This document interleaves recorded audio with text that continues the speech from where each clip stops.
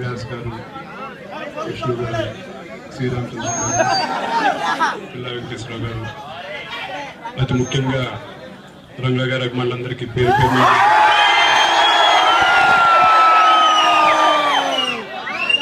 ఇందాక పెద్దలందరూ చెప్పినట్టు అందరికీ రంగా గారికి ఎంతో సంబంధం ఉందని చెప్పన్నారు.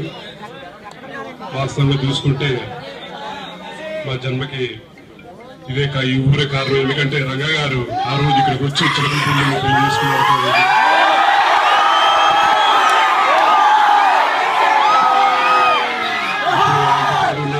ఆయన అభిమానులు కానీ శిష్యులు కానీ కొంతమందితో చేసుకోవడం జరిగింది.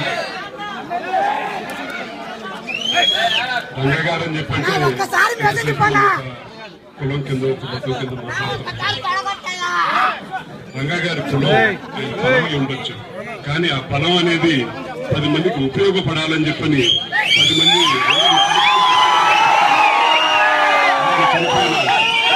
1988లో చనిపోయారు ఆయన.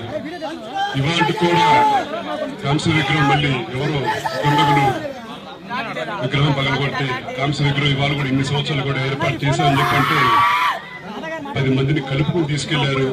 ఆయన బలం బలహీనతకు ఎప్పుడు కాలేదు. మీ అభిమానం ఎల్లవేళ్ళ ఆయనతో ఉంది కాబట్టి ఆయన మరణించినా కూడా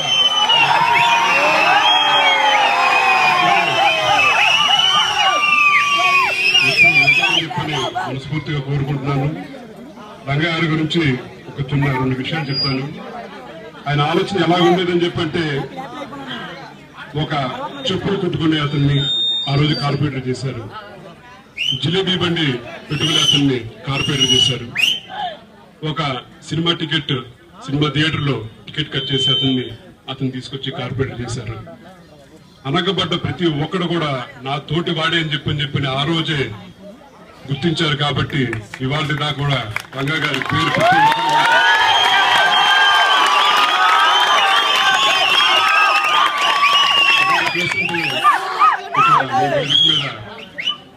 చాలా ఒక్కొక్క పార్టీ వాళ్ళు ఉన్నాం. కాంగ్రెస్ పార్టీ వాళ్ళు ఉన్నారు, వైఎస్ఆర్ కాంగ్రెస్ పార్టీ తరఫున ఉన్నాం, తెలుగుదేశం పార్టీ వాళ్ళు ఉన్నారు.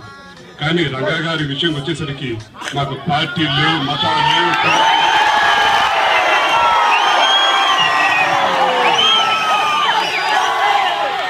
తెలిసిందల్లా అంటే ఒక అభిమానం. రంగా గారిని గౌరవిస్తే మేము నెత్తిలో పెట్టి చూసుకుంటామని చెప్పని మీ అభిమానులు మీరు ఎప్పుడు చాటి చెప్తానే ఉన్నారు. మీ అందరికీ ఎల్లవెల్ల రుణపడి ఉంటాం.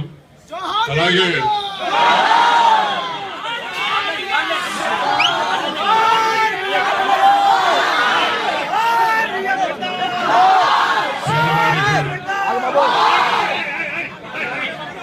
పేదవాడి గుండె చప్పుడు ఎల్లప్పటికీ ఆగదని చెప్పని మీరందరూ చాటి చెప్తున్నారు. ఇవాళ ఇక్కడ వచ్చిన వాళ్ళలో రంగా గారు మరణించిన నాటికి చాలా మంది పుట్టు కూడా పుట్టలేదు. అసలు ఒక వారసత్వం చెప్పంటూ ఇచ్చారని చెప్పంటే ఈ అభిమాని మీద వారసత్వం చెప్పని మీ అందరికీ ధన్యవాదాలు తెలియజేస్తూ, రానున్న రోజుల్లో కూడా తప్పకుండా ఆయన బలం ఏదైతే ఉందో ఆయన బలం మీ అభిమాని కింద మార్చి తప్పకుండా ఉంటుందని చెప్పని మాతో పాటు ఉంటుందని చెప్పని రంగా గారి ఆశయ సాధన కోసం మనందరూ కృషి చేద్దామని చెప్పని మరొకసారి మీ అందరూ మనస్ఫూర్తిగా కోరుకుంటూ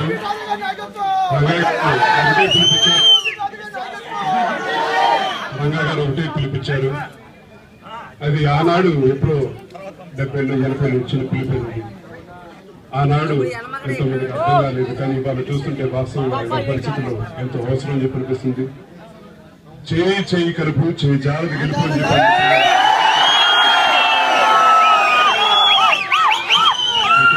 పార్టీ యువకులు మతం ప్రతి ఒక్కరిని కలుపుకుని తీసుకెళ్తే ప్రతి ఒక్కరిని మనం ఎంతో మందికి సహాయం చేయగలుగుతామని చెప్పని ఆ రోజు పిలిపించారు. ఆ పిలుపు ఈనాటి కూడా వర్తిస్తుందని చెప్పంటే ఆ ఘనకీర్తి కేవలం ఒక వంగవీటి రంగా గారికి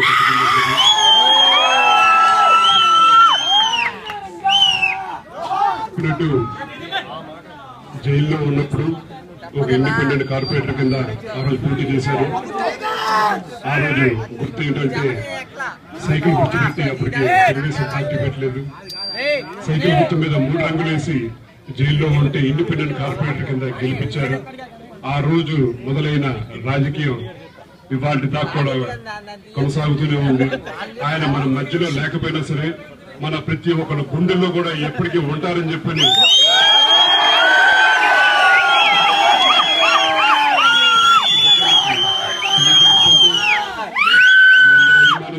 ముందు రోజుల్లో కూడా తప్పకుండా రంగయ్య రాజసాధన కోసం అందరూ కలిసికట్టుగా పోరాడతామని చెప్పి నాకు అవకాశం ఇచ్చిన పెద్దలందరికీ ధన్యవాదాలు చేస్తూ సెలవు తీసుకుంటున్నాను.